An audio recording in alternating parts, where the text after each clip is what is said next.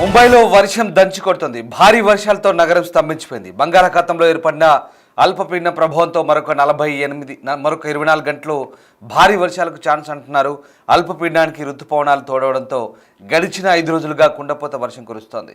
వర్షాల కారణంగా 21 మంది మృతి చెందారు. 6 గంటల్లో 20 సెంటీమీటర్ల వర్షపాతం నమోదైంది. ఇక నగరంలోని రోడ్లు నదులను తలపిస్తున్నాయి. దీంతో నగరవాసులు తీవ్ర ఇబ్బందులు ఎదుర్కొంటున్నారు. లోతట్టు ప్రాంతాల ప్రజలు పూర్తిగా ఇబ్బందుల పాలవుతున్నారు. పట్టాలపైకి వరద నీరు చేరింది. రైళ్ల రాకపోకలకు తీవ్ర అంతరాయం ఏర్పడింది. లోకల్ రైలు సేవలను తాత్కాలికంగా నిలిపేశారు. ఎక్స్ప్రెస్ సూపర్ ఫాస్ట్ రైళ్లను దారి మళ్లించారు. విమాన సేవలపై కూడా తీవ్ర ప్రభావం చూపాయి వర్షాలు. గంట నుంచి 5 గంటలు ఆలస్యంగా దాదాపు 345 ఫ్లైట్ నడుస్తున్నాయి. భారీ వర్షాలు వరదల కారణంగా పవర్ కట్ అవుతుంది. అంధకారంలో నగరంలోని చాలా ఏరియాలున్నాయి. టెలికమ్యూనికేషన్ సేవలు కూడా బంద్ అయ్యాయి.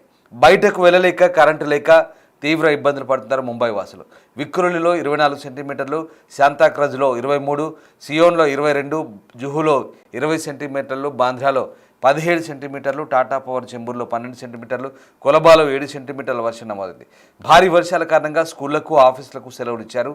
వర్క్ ఫ్రం హోమ్ చేయాలంటూ పలు సంస్థలు ఆదేశాలు జారీ చేశారు.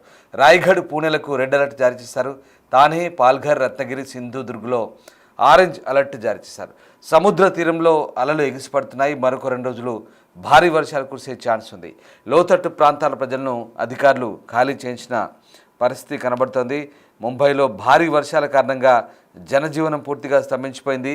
ఒక్కసారి మనం చూడొచ్చు, జుహు తీరంలో అలలు ఎలా ఎగిసిపడుతున్నాయో ఆ దృశ్యాలు చూస్తే అర్థమవుతుంది. భారీ అలలు ముంబై తీర ప్రాంతాన్ని తాకుతున్నాయి.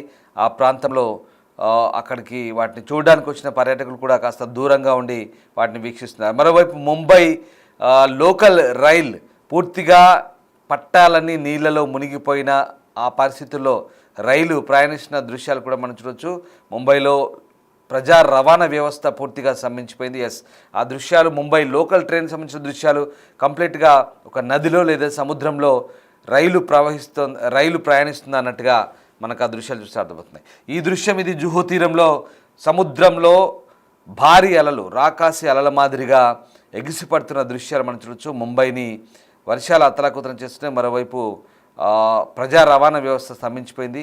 ఈ దృశ్యం ముంబై రైలుకు సంబంధించిన దృశ్యం. ముంబై మెట్రో రైలు పూర్తిగా, అలాగే లోకల్ సబర్బన్ ట్రైన్స్ కూడా పూర్తిగా నీళ్లలోనే ప్రయాణం కొనసాగిస్తున్న ప్రమాదకర పరిస్థితికి సంబంధించిన దృశ్యాలు మనం చూస్తున్నాం. దీంతో ప్రయాణాలు కూడా నీళ్ళలోనే కొనసాగిస్తున్నారు జనాలు.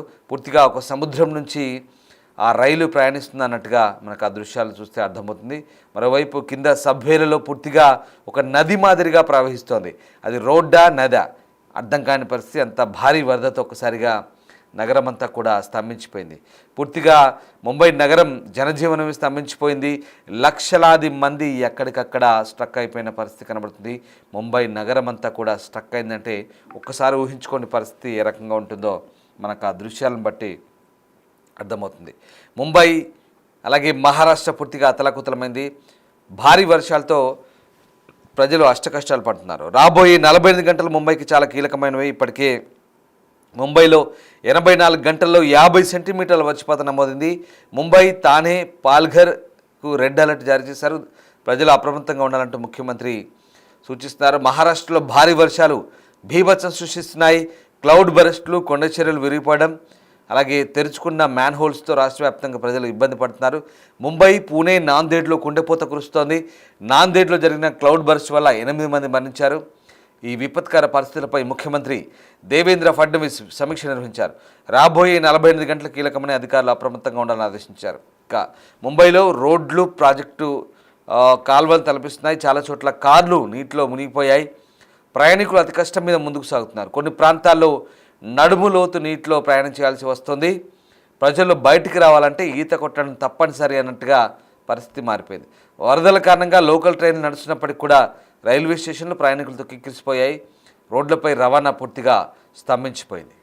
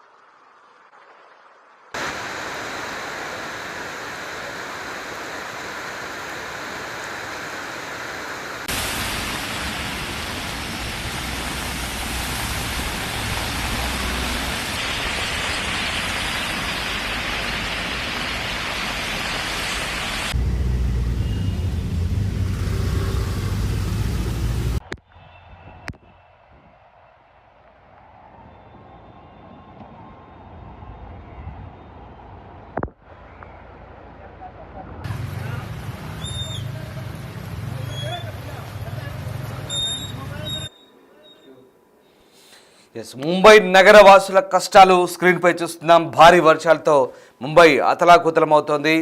గడిచిన 48 గంటలుగా దాదాపు 50 సెంటీమీటర్ల వర్షపాతం నమోదైందంటే ఎంత భారీ వర్షం పడిందో ఒకసారి అర్థం చేసుకోవచ్చు.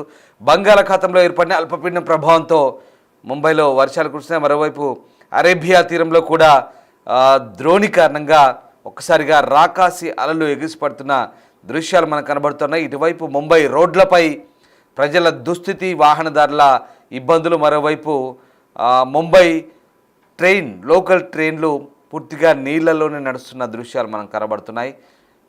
ఎస్, ఇది ముంబై వాసుల ఇబ్బందులకు సంబంధించిన దృశ్యాలు కళ్ళకు కట్టినట్టుగా మనకు అర్థమవుతుంది.